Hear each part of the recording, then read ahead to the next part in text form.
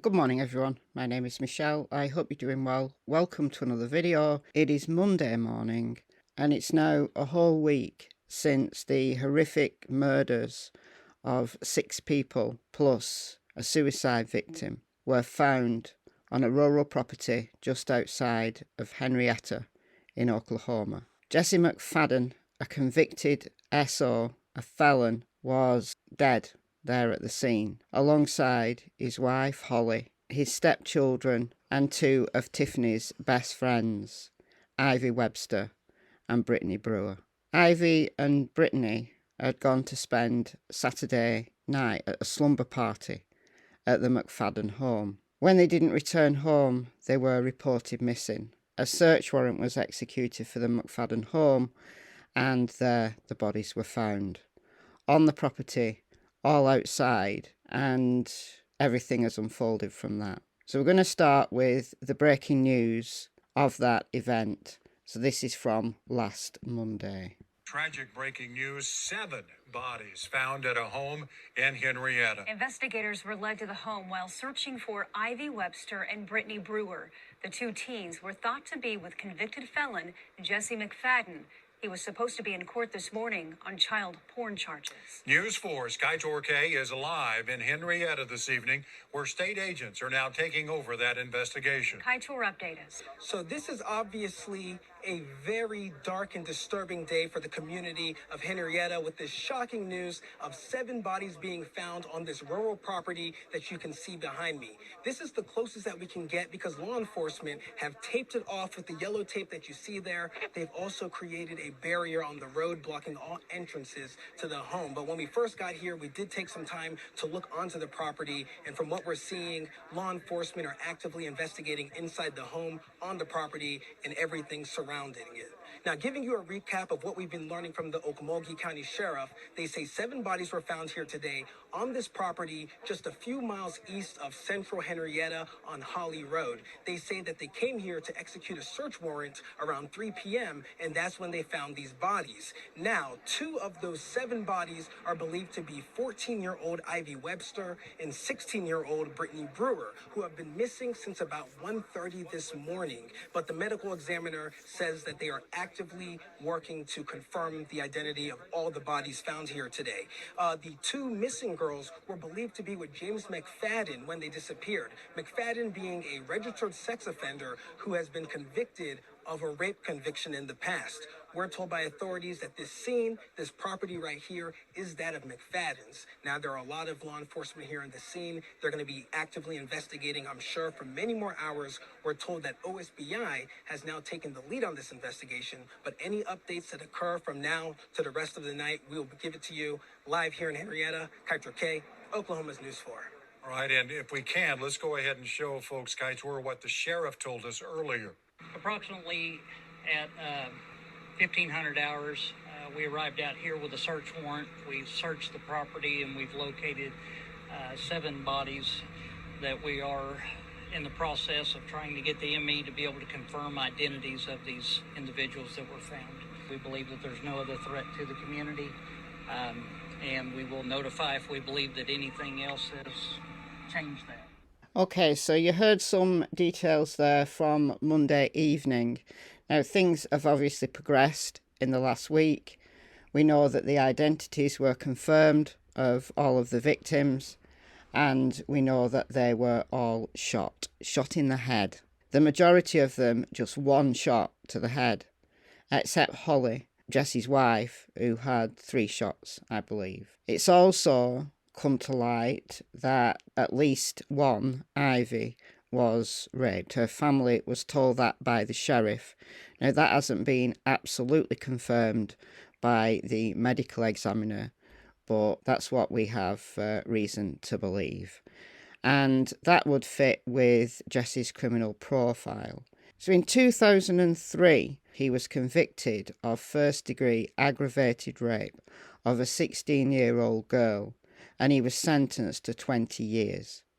He only served 17 of those 20 years, and he was let out in 2020 because in Oklahoma, they have like a point system. So if you behave yourself while you're in prison, then you can get out. I think you've got to serve 85% of your sentence. So Jesse had served his time according to Oklahoma state law, I guess. It's very similar in the UK, actually. In the UK, you only need to serve about 2/3 of your sentence. And if you've behaved yourself and psychologists think you're no longer a massive threat to the community, then they'll let you out after serving about 2/3 of your sentence. So if you keep your nose clean, it's an incentive. I don't disagree with giving prisoners incentives to behave while they're in prison and then they get some time off their sentence. I don't mind that. However, in Jesse's case, it was absolutely outrageous because he was nothing like a well-behaved prisoner. So there were various things that he'd done while inside. He'd had contraband tobacco, he'd had alleged sexual conduct with an inmate, he'd had a contraband phone in 2016, and then 2017 he was caught with a contraband phone and he'd been engaging in a sexual relationship, if we can call it that, with a teenage girl. And McFadden had been scheduled to appear in court on Monday, so this is the day that the bodies were found, for the start of a jury trial on charges of soliciting sexual conduct with a minor and possession of child porn. Now, this was while he was in prison. Does that, all of these things, does this sound like a well-behaved person? Somebody who has been rehabilitated, somebody who isn't going to be a risk to teenagers when he's let out? No, me neither. Court records show he was communicating with a then 16-year-old girl using a contraband cell phone while he was incarcerated in a state prison. The teen's grandfather reported their communications to prison officials, according to an affidavit from the Department of Corrections. The Websters, this is Ivy's family, who moved to the area 2 years ago, revealed that they were completely unaware of McFadden's past, saying, "We had a read on him that he was a little weird, but we felt comfortable, especially knowing several of our daughter's friends would go over there all the time and hang out.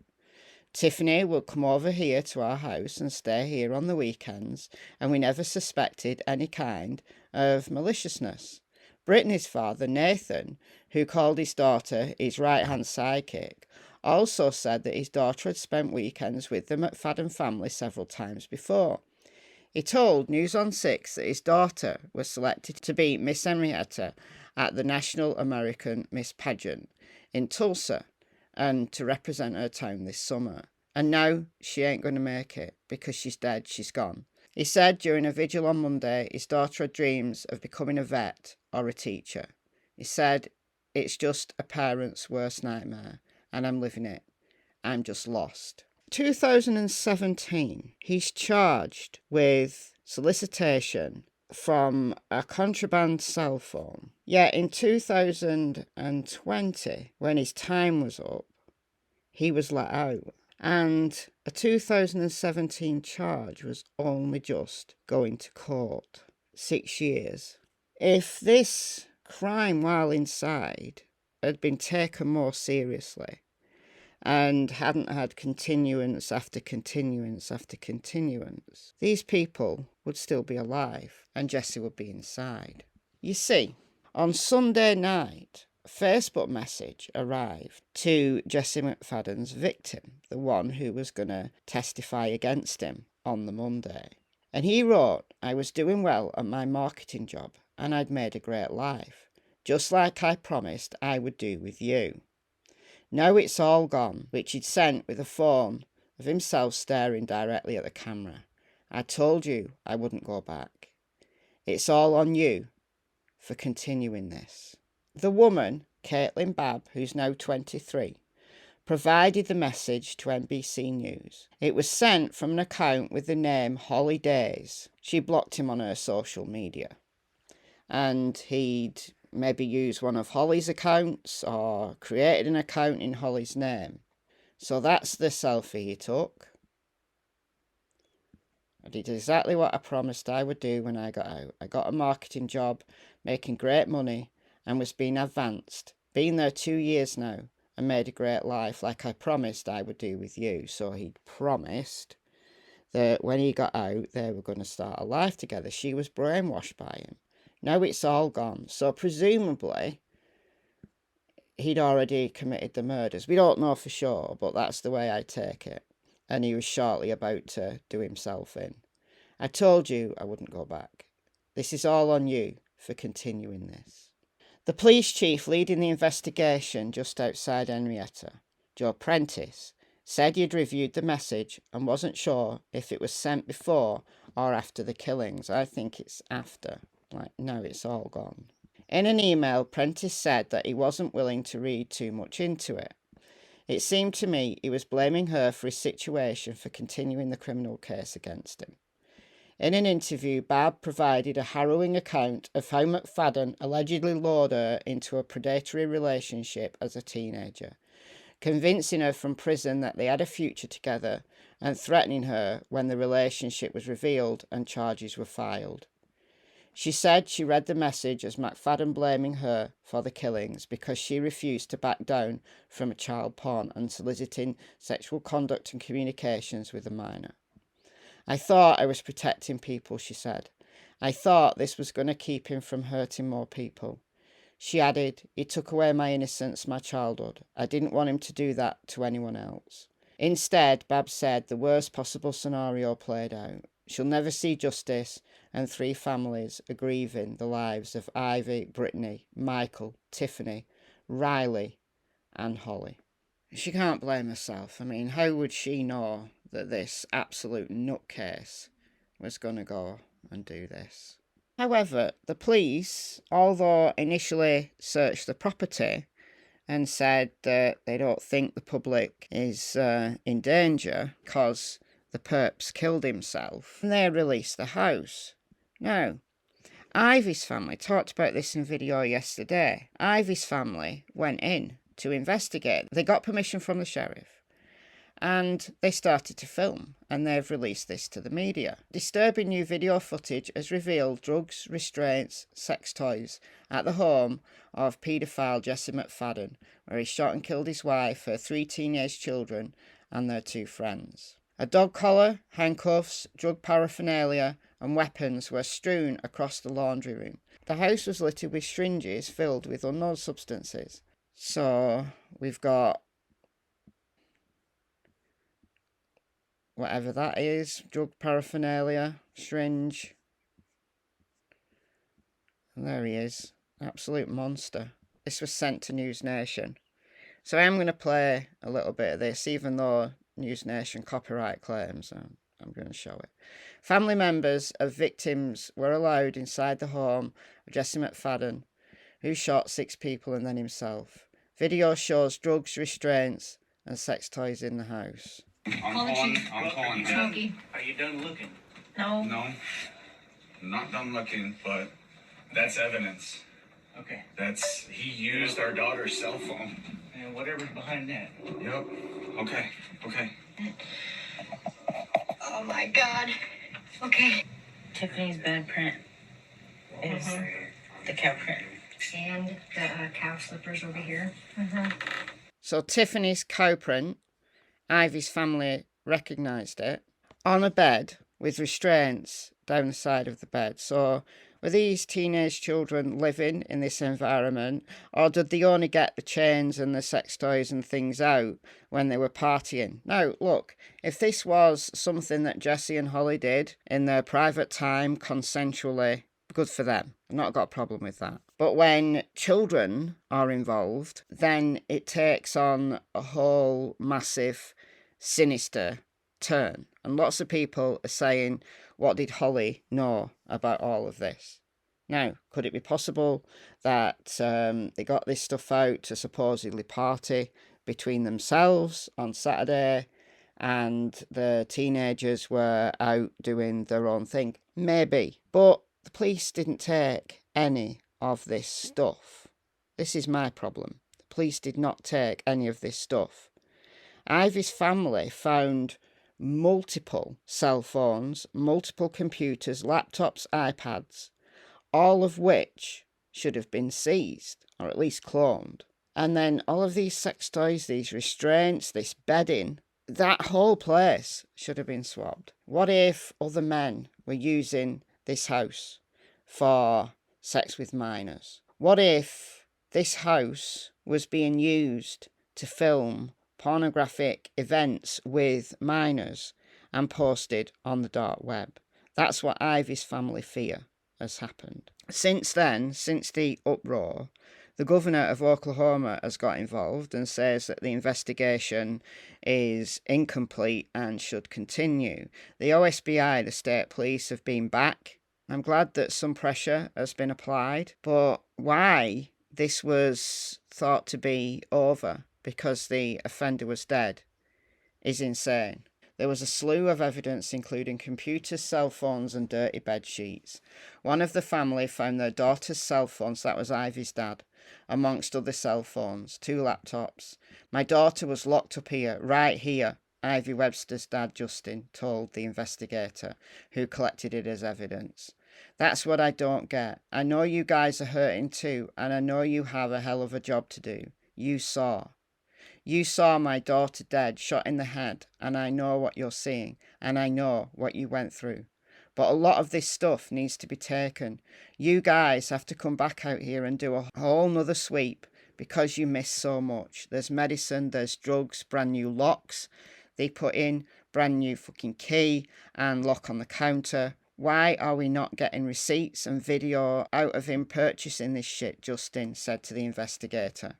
The investigator continued the evidence clean out, but Justin told K4 that when he returned to the property, he found more. So they collected the stuff that Justin had pointed out, but then didn't seem to want to fully deal with this. And the landlord wanted to just clear out the house. So hopefully that's been stopped, and hopefully a full, thorough investigation will now take place.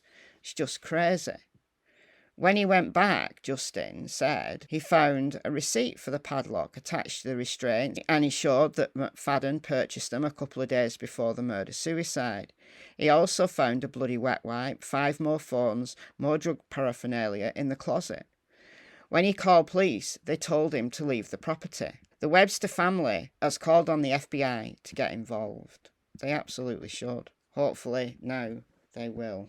Ivy's family have got an attorney now called Cameron Spradling, who's been posting on Twitter, very vocal, good for him, calls it a house of horrors. And then on Friday, Lynn Wyatt, who's Holly's aunt, and Kathy Rogers, Ollie's grandmother, arrived in Henryetta to gather belongings from the house. So they've been allowed to go in and take belongings. They've been allowed to go in and take stuff out. Talk about contaminating a crime scene. The property holder told them they had until Sunday before everything was going in a dumpster. Now, rumour has it that the landlord is a relative of Jesse McFadden. I can't confirm that. We know that one of Jesse McFadden's brothers, Cody, is in prison for locking a woman up in a dog cage after hitting her over the head with an axe. I mean, just this family, what's wrong with them? During a press conference on Wednesday, Police Chief Joe Prentice said there's no evidence to show a motive. Is there not, though? So we've got this convicted pedo, and then we've got this bunch of teenage girls, 2 of whom are his stepchildren, and also he's got a stepson, and then 2 of their friends. So there's no motive there. All right, okay, great policing. Why didn't you get his technology to make sure he wasn't sending videos or pictures? You left the evidence here, mister. I'm all about the evidence, Wyatt said, referencing that press conference. Wyatt and Rogers are worried not seizing this evidence could be devastating in the prosecution of paedophiles all across the dark web. In a statement, Webster's attorney said no words can express this family's fear that SA of their baby girl has been placed on the dark web. We demand law enforcement seize all electronic devices within this house of horrors. So Holly's family want answers. They say they had no idea just the depth of depravity that Jesse McFadden had. And of course, Brittany's and Ivy's family deserve answers. But my concern is that there's a ring here that could be cracked. And it's my concern that evidence has been allowed to be destroyed. Rather than swooping in, it's now all over the news. There's been opportunity to make law enforcement's job a whole lot more difficult tracking all this stuff down. Now, they did a press conference on Wednesday, and I'm going to play you a little bit of this. It's in the questions and answers section of it, and it talked about where the bodies were, because they were all strewn about this property. Now, this is a large property. It's about 20 acres that they're renting. Just the crime scene's bizarre. Listen to this. I'm sorry, I know you don't have a lot of details, but can you give us an idea of how far apart these killings could be, or if they all happened at once? I don't have any way to base any speculation on to give you a realistic timeline other than the distance between where the bodies were discovered. It could have happened in quick succession, or there could have been a significant amount of time between them. There's just absolutely no way for us to know. I know you mentioned it already, but I'm just trying to get clarification. Can you explain again where the bodies were found and how close they were? It kind of sounds like maybe 3 were found close together, and then the other 4 were found like 2 different groups. Yes, that's correct. From the McFadden residence, which is probably 100 yards off the road, approximately a quarter mile south and east of the residence, there is a creek. And the creek is within a tree line, but just barely. Ivy was found on the west side of that creek, approximately 100 to 150 yards away. Brittany was found. Approximately another 100 to 150 yards away, Riley was found, and they were both on the east side of the creek. Then the other 4 decedents were all found together approximately another quarter mile more east than south, but southeast of where the 3 girls were found, in a heavily wooded area. So they were found further away from the Yes. All right, let's look at this on Google Maps. So it's not easy to see the creek. Now, further east, about 1 3/4 miles east, there's Wolf Creek, which is a bit bigger. But let's find this creek. So we've got there. And it must go along here. So 1/4 mile southeast. Alright, let's measure this. So it's not 1/4 mile unless you go kind of like that. Maybe there. The ivy's found there, approximately. So the creek must go around like that. So we'll save that. And then, so you can't make out where the creek goes really. Kind of like that, barely in the tree line, he said. So it must go around like this. And then Brittany and Riley were found 150 yards away from each other. Alright, we'll change this to yards. So 150 yards. So we're going a pretty long distance, aren't we? 150 yards. Southeast. So maybe there. These are obviously just approximate, so we've no idea really. And then 150 yards further than that was Brittany. So where were they got? Were they trying to run away? Was this all like staged? Did he like take each one in turn and kill them? I mean, what went on? I mean, just absolutely horrific. And then 450 yards away from them, so this was in a heavily wooded area, so this would be this area. So more south than east, he said, so kind of like that. So another 450 yards from Riley were the rest of them. Wow. I mean, what on earth was he doing? Was he taking each one out at a time? So maybe they were dead on the Sunday night when he sent that message, and they were all just lying there. And then he shot himself. And there's evidence that some of them were staged, like lined up. Don't know. I mean, there's many of these answers we'll never know unless he's left a note somewhere and confessed it all. But just absolutely shocking. So hopefully now a full and thorough investigation is done. And if there's a ring involved, there's going to be other victims out there, surely. All these perps need to be rounded up, taken to an island in the middle of nowhere, and blown the F up, in my humble opinion. Alright guys, let me know your comments below, and I'll see you in the next video. Bye guys.